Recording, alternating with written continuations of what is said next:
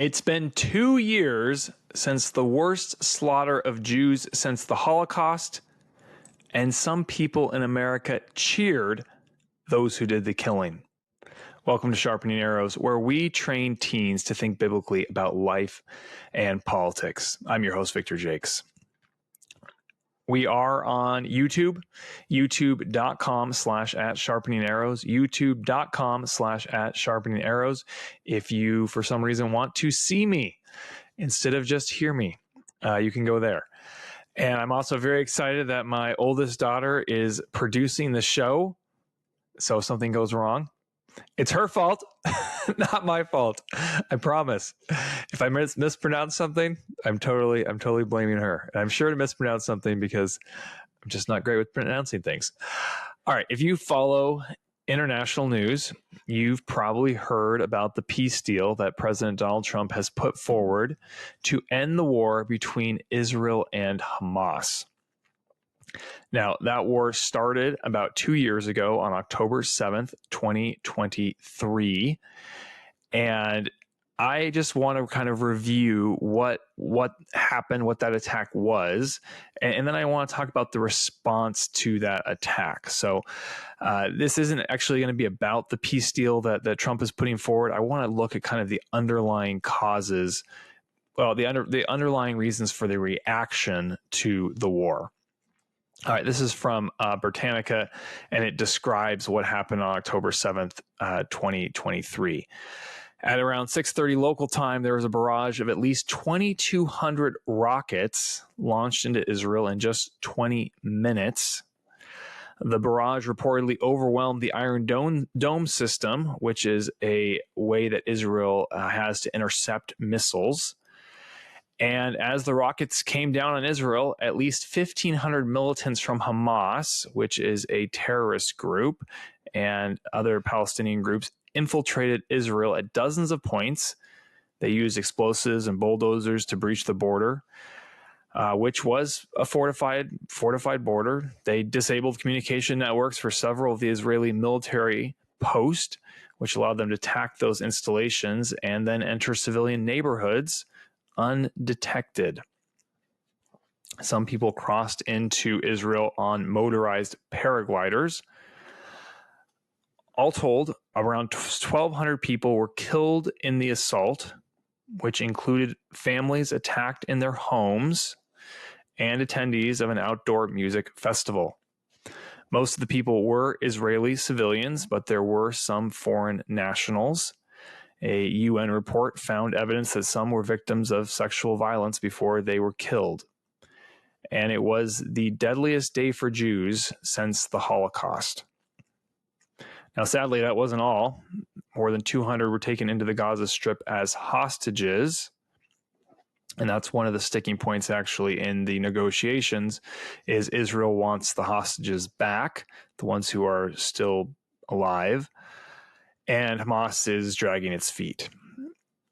All right, that's a very big picture overview of what happened on October 7th. The details are absolutely horrendous. Some of the ways that the Hamas terrorists murdered Jews are just shocking and mortifying.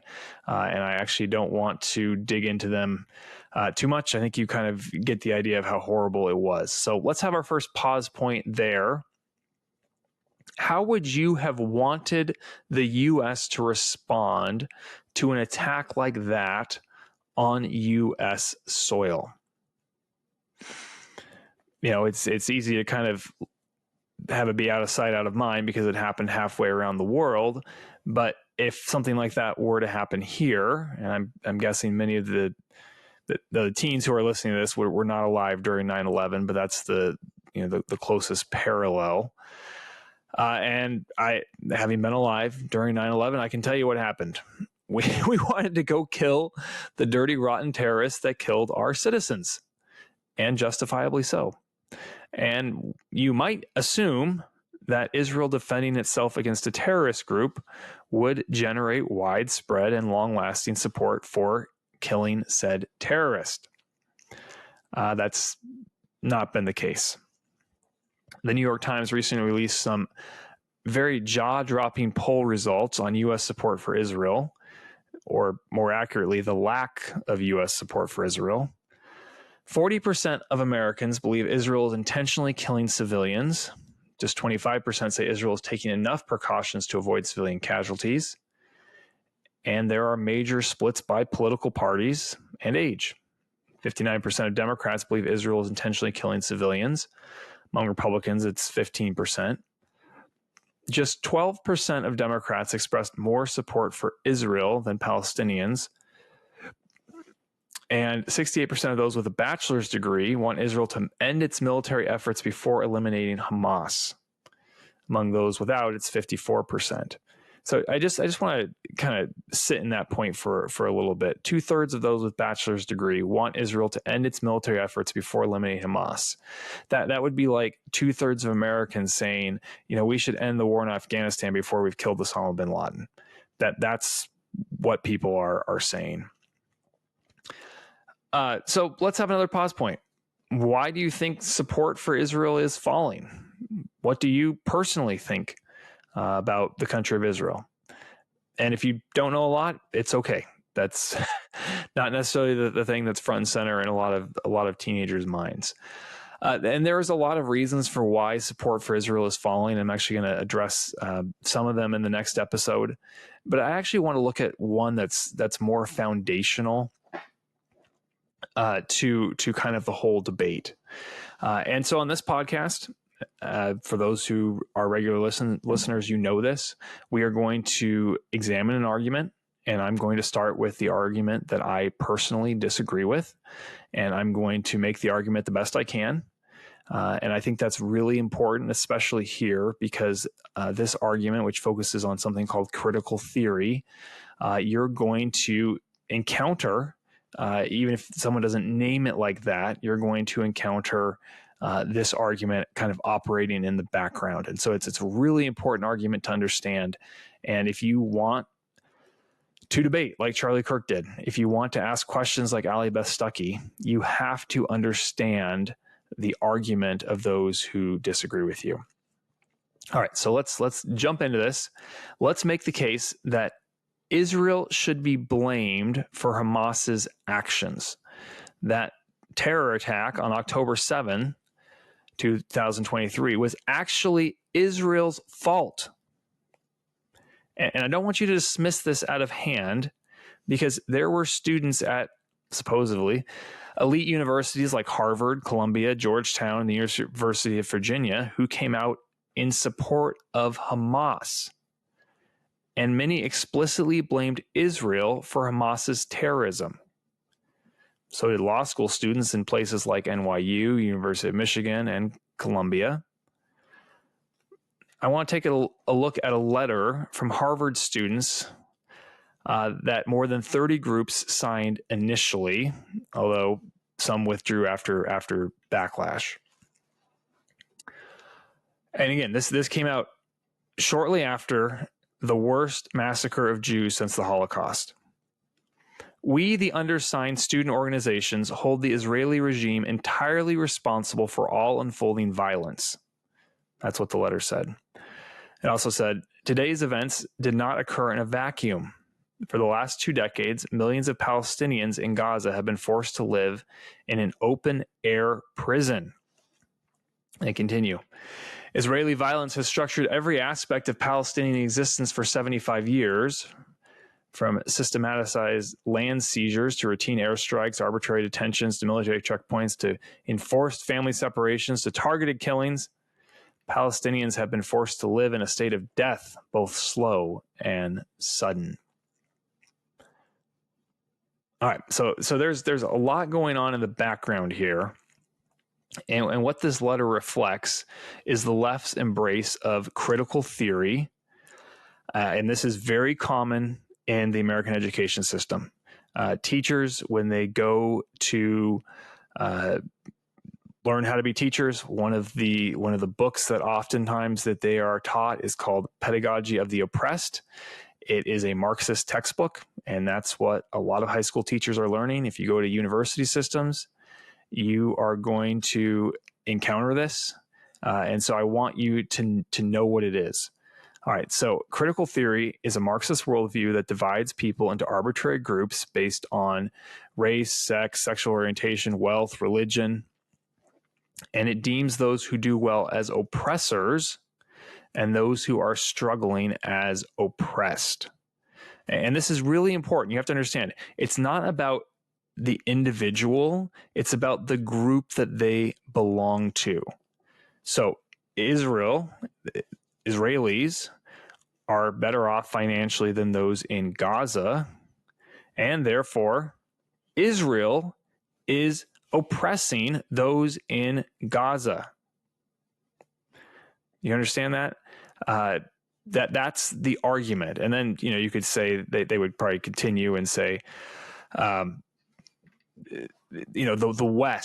West broadly has oppressed people. And I don't have time to get into colonialism, but that's kind of where that term comes from, is that the success of the West has come by exploiting people. And that's why the West is so rich. That's why the West is so successful. And it was only because of this exploitation that we are doing so well. And Israel is certainly part of the Western world. So you have to understand, it's not about an individual, it's about the group identity. Further, those who, this worldview says there isn't absolute truth, there's only power. And the reason people are successful, the reason they are wealthy, is they've used their power to oppress other people. And that's the only reason they're successful. It's not about their choices, it's about their group identity.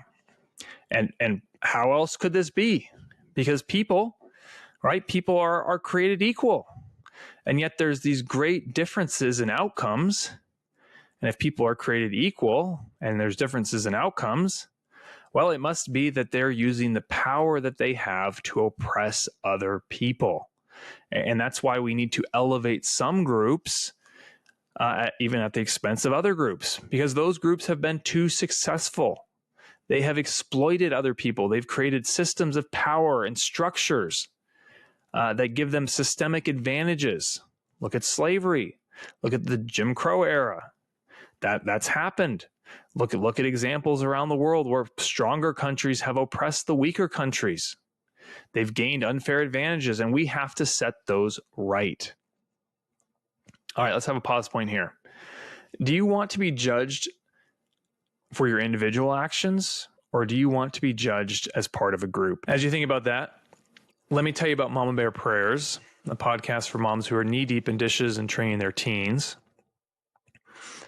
Whether you are in the carpool lane or the coffee line, host Charity Rios wants to come alongside you, and help you grow deeper in your relationship with Jesus.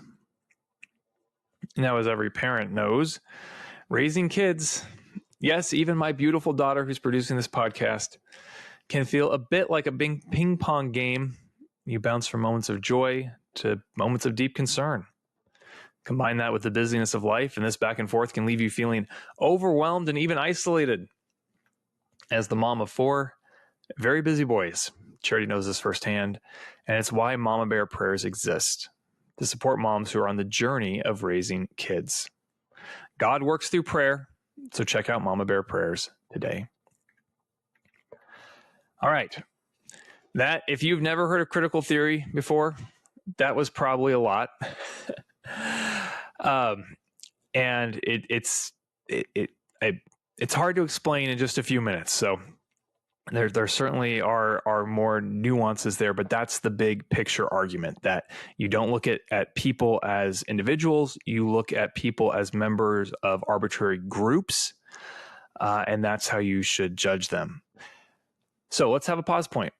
How would you respond if someone made a claim like that to you, that you should be judged as a member of a group, not for your individual choices? All right, well, let's talk about it here. One of the key things with this argument is, if you go to our grade 8, let's go to question number 5. What do you mean by that? And remember, the grade 8 are just 8 questions that we have in our mental toolbox so that when we encounter issues, we have tools to investigate them. And it's really important to ask what you mean by that, because oftentimes, as I said, this idea is kind of hovering in the background. And so you really want to dig in and try and have someone actually make this argument that, like they did in that letter, right? That the reason we're blaming Israel is because Israel has been oppressing these people, and the attack was actually justified because they've been oppressed. The violence is a justified reaction to the oppression. That's the argument. And it's important to talk about some of the appeal of this argument. And let's just acknowledge that structural racism is a real thing that has existed. I certainly wouldn't say it's prevalent in America unless you are an Asian or white student applying for an elite university. But structural racism is a real thing. It's a real historical reality in the United States, and it certainly can cause disparities. If you were an African American living under slavery, living during the Jim Crow era, those structural disadvantages would have caused you to be less wealthy, or at least put an extra burden on you that someone who is white didn't have. And we also can acknowledge that power does matter. The laws do matter. Groups can use law to obtain advantages over those who are weaker. Countries can go and attack other countries. You look at what Russia's doing to Ukraine, or tried to do to Ukraine, right? They tried to use their strength to go take over another country, take the resources of that country. And so those are true things, but I don't think they're the only thing. And three other appeals about this argument.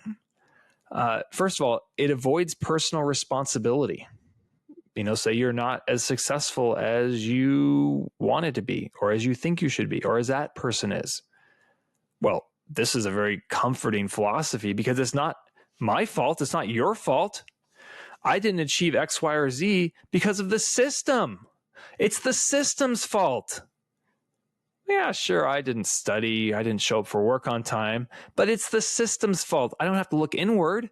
I can blame someone else. And let's be honest, that's an appeal, right? It's not a good thing to avoid responsibility like that, but it is an appealing thing. It appeals to our sinful nature. Another appeal to this argument is that if you reject it, you will very likely be called racist. You will be called a mean name. You go to question 6 on the grade 8. Is this an appeal to emotion or logic? That's something you have to understand. You don't argue stuff in a vacuum, or people don't argue it. They sometimes fear being said, oh, well, you're a racist, or you're a sexist, or you're a bigot, whatever the term is. And so they conform. And that's another appeal for this, is that it's a very popular ideology, very popular notion, especially on elite college campuses, or if you're in a teacher preparation program. And there is simply social pressure to conform.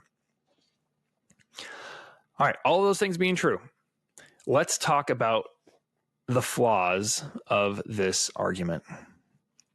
One, it's been empirically denied.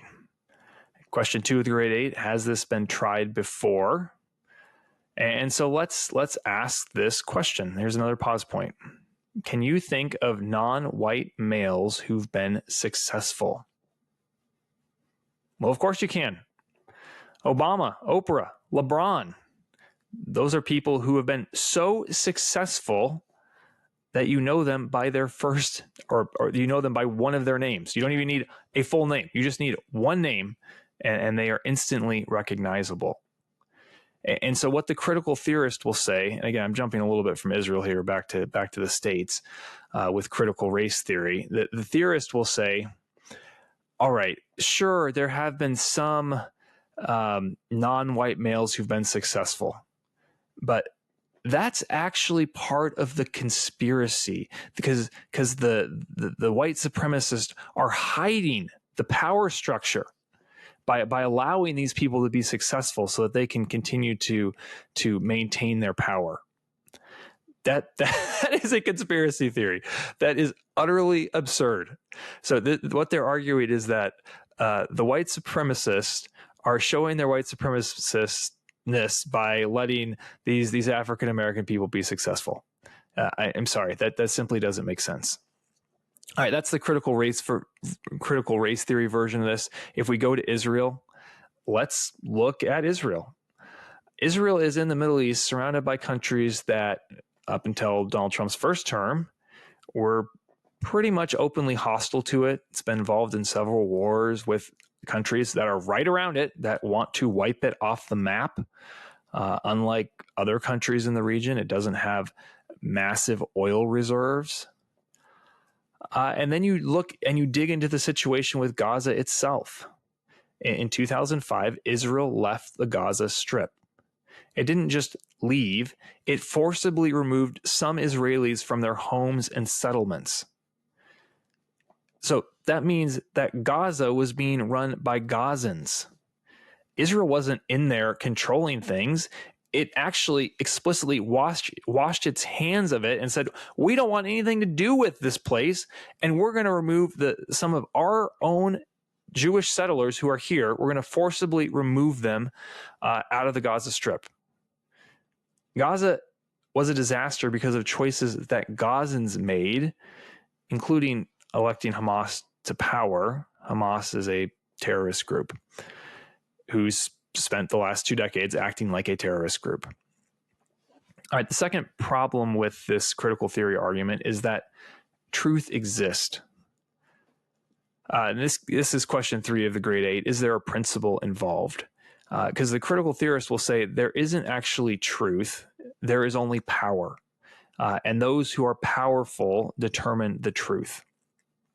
Well, first of all, this is a logical contradiction, because to claim that this is true, that critical theory is true, is actually an absolute statement implying that truth does exist. 2, no one lives their personal life like the truth is relative. If you went up to a Marxist, a critical theorist, and said, actually, I'm going to take your property, they'd be like, no, that's my property. I'm going to go and punch you in the face. No, you're not, because I don't want you to do that to me, right? No one acts like the truth is relative when it comes to things that they actually care about. And that leads to the third point. Since truth exists in a free society, and the United States is a free society, individual decisions matter. If you make good decisions, you are much more likely to have good outcomes. If you make bad decisions, you're much more likely to have bad outcomes. And here's the tragic irony, is that if you convince people of critical theory and convince people that, oh, you're in the underclass and you're oppressed, and what you need to do is wait for someone else to change the system, it actually becomes a self-fulfilling prophecy. Well, why would I work hard? Why would I work hard at school? Why would I show up on time? Why is it important for a child to have a mom and a dad who are married? If you believe those are all elements of white supremacy, a system put in place to oppress you, you're going to reject them. The point I'm trying to make is, if you make better choices in a free society, your life is going to be better. And if you buy into a worldview that says you shouldn't make better choices, you should wait for someone else to change the system, you're going to create a self-fulfilling prophecy. All right, so let's look at arguments for the correct side, which is, again, against critical theory. And remember, this critical theory is the mindset explaining why so many people are opposed to Israel. All right, 1, and we've talked about this a little bit before, but critical theory is empirically denied.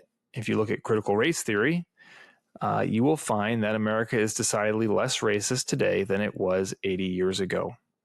And that isn't part of a white supremacist conspiracy to maintain power. It's an actual change. Look at all of the white Northerners who died to end slavery. Look at William Wilberforce's campaign against slavery in England. The critical theorist, the critical race theorist will say, well, actually, these were part of the white supremacist conspiracy to maintain their grip on power. No, that they weren't. What they were is they were people adhering to a neutral principle of all men being created equal and applying it into politics.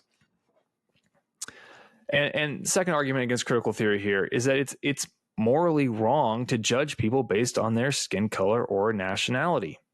In fact, that's the definition of racism, right? If you look at Dr. Martin Luther King's dream, he says, I have a dream that one day people will judge his children on the content of their character, not the color of their skin. And so you can only have one or the other. You're either judging people on their character, on their individual actions, or you're judging them on their skin color. The critical theorist will say, judge them on their skin color, judge them on if they're Jewish or if they're from Gaza. And I say no. Judge people based on their choices, on the content of their character, not what supposed group they fall into. All right, let's have this as an exit question before we're out of here. And our final pause point. How would you feel if your teacher gave points you earned on a test to another student? Well, I'll suggest this. You'd be outraged because you want to be judged on your efforts. And second, you'd stop studying. So when you hear people talk about Israel, when you hear people object to Israel, I just remember this is kind of the worldview that's operating in the background.